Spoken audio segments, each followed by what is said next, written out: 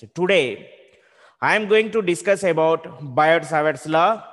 You have studied in your intermediate also. You studied in your intermediate. So you see, what is the statement? After explanation, I will give the statement.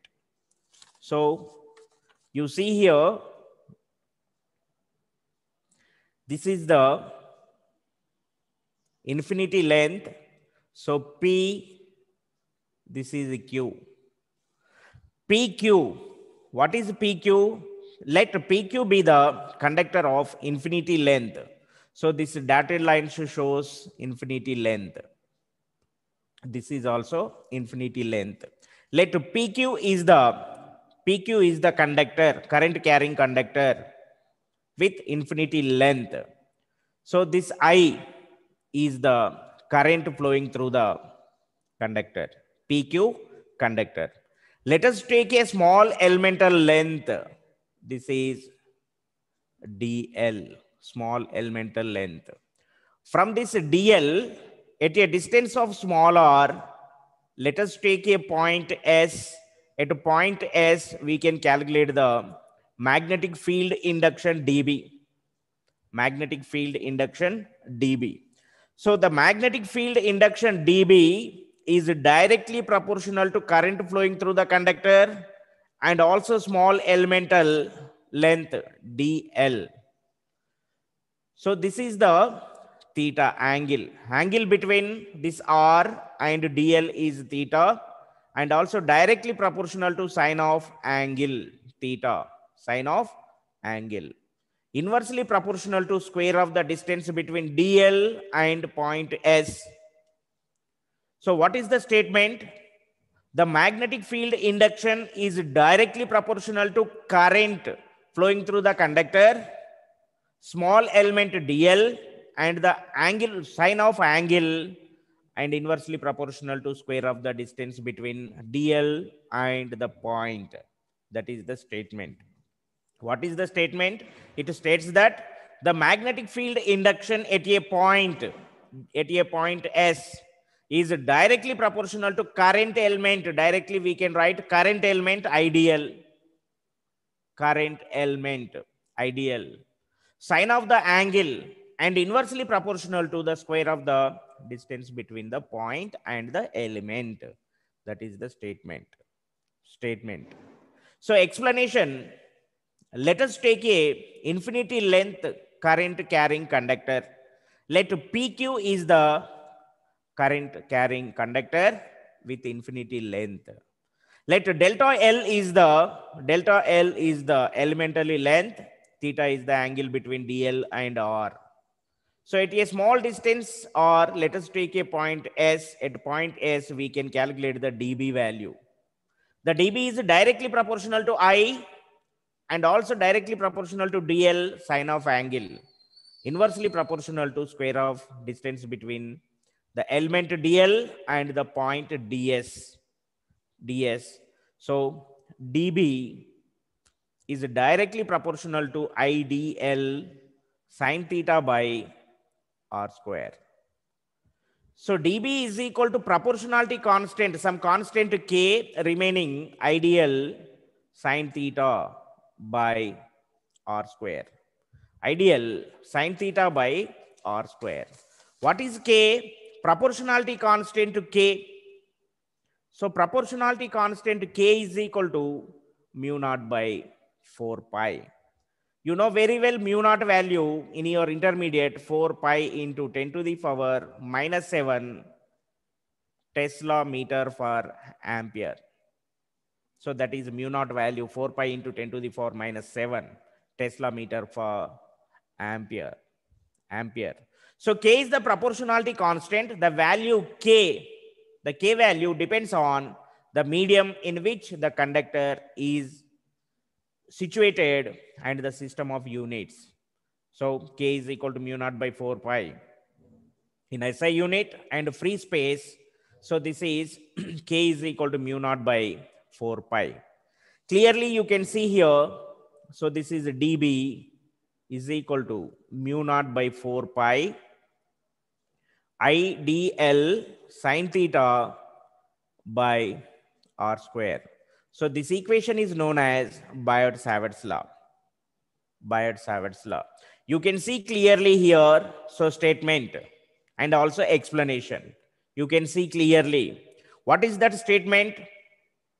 So this is very, very important for 5 marks. So statement and explanation.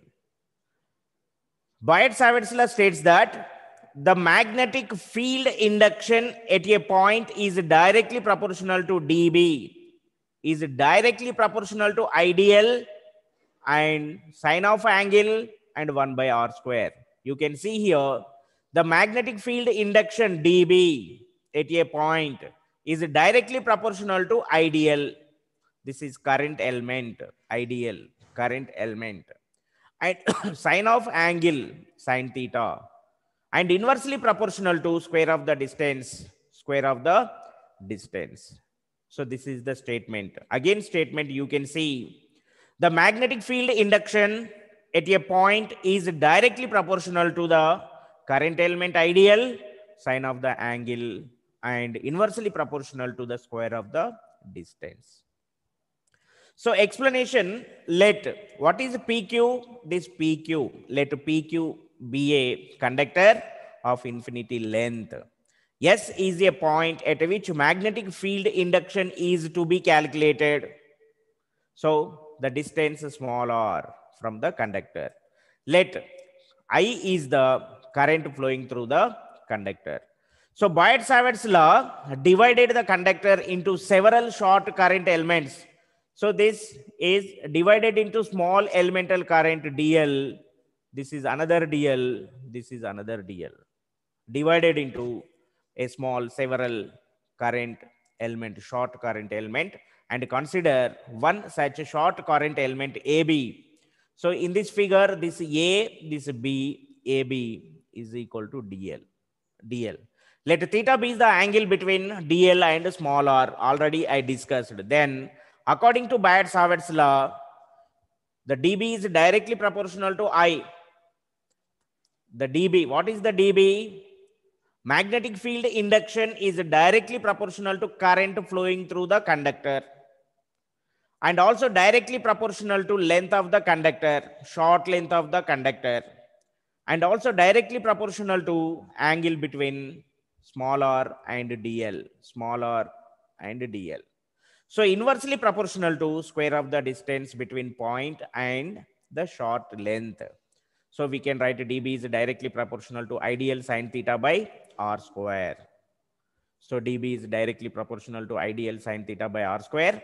Proportionality constant k, already I discussed k is equal to mu naught by 4 pi. So substituting here, so dB is equal to mu naught by 4 pi ideal sine theta by r square. This equation is known as Biot-Savart's law. This equation is known as Biot-Savart's law. So next topic, you see here some basic definitions. It is very useful in next class.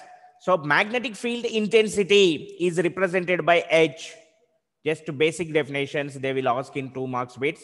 Magnetic field intensity, it is represented by H. So you see here, B is equal to mu into H. You studied in your intermediate. From this relation, H is equal to B by mu. B by mu, you can see here.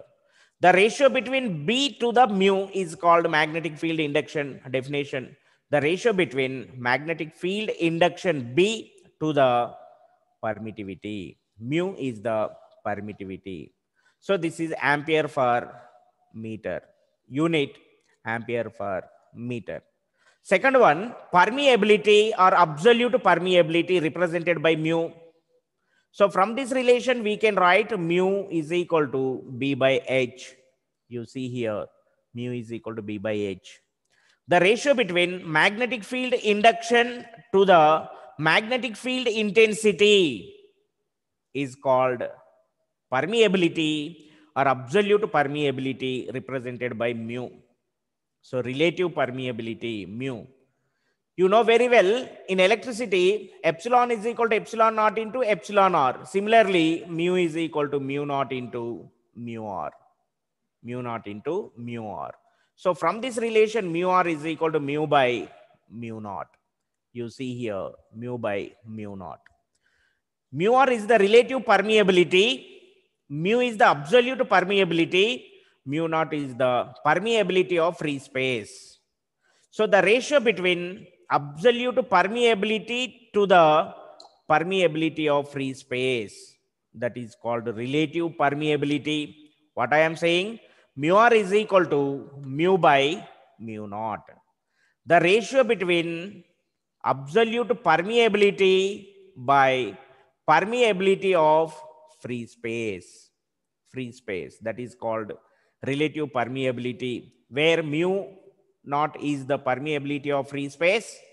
That value is given by 4 pi into 10 to the power minus 7 Henry per meter or Tesla meter per ampere. So this is Henry per meter. 4 pi into 10 to the power minus 7. Mu r is the dimensionless quantity. So both are having same mu and mu naught are having the same units. So this is dimensionless quantity. There is no units. For air or vacuum, mu r is equal to 1. Mu r is equal to 1. Magnetization or intensity of magnetization. It is represented by I. I is equal to m by v. I is equal to m by v. What is m? Magnetic moment. What is magnetic moment? You know very well in your intermediate. This is the pole. For example, this is north pole. This is south pole. So from center to here, this is L. This is L. So 2L is the distance between two poles. Pole strength small m. So this small m into 2L, it gives magnetic moment. So this magnetic moment, the product of pole strength and the distance between two poles, that is called magnetic moment, capital M. So magnetic moment per unit volume, that is called magnetization. M is the magnetic moment, V is the volume. So what is M? Magnetic moment.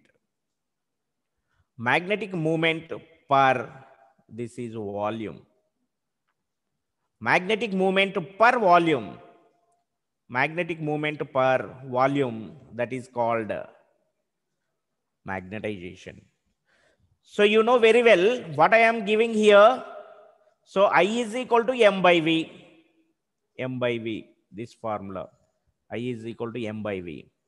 So here, what is m? Small m into 2L. Small m into 2L. What about v? Volume. We can write length into breadth into height. Any doubt? Length into breadth into height. Length into breadth, we can take some area A. Height also we can take some length dl. 2L. Some length 2L. So at the place of volume, we can write A into 2L. 2L gets cancelled. Therefore, this is equal to m by A. What is m? Pole strength. What is A? Area. Pole strength per unit volume. Unit area. Pole strength per unit area is also called magnetization. So magnetization, it has two definitions. You see here, first one, I is equal to m by v. First definition. So I is equal to m by A. Second definition. This is magnetic moment per unit volume is called magnetization. This is pole strength per unit area is called magnetization. So pole strength, ampere meter, area, meter square. So meter square, unit ampere per meter. So unit ampere per meter. Next one, fifth one, current density J. Current density J. Current density J is equal to current per unit area, I by A. So current per unit area, current flowing through the conductor per that conductor surface area. So current per unit area is called current density. Current density. So current density, another definition, J is equal to sigma into E. Sigma is the electrical conductivity and electric field.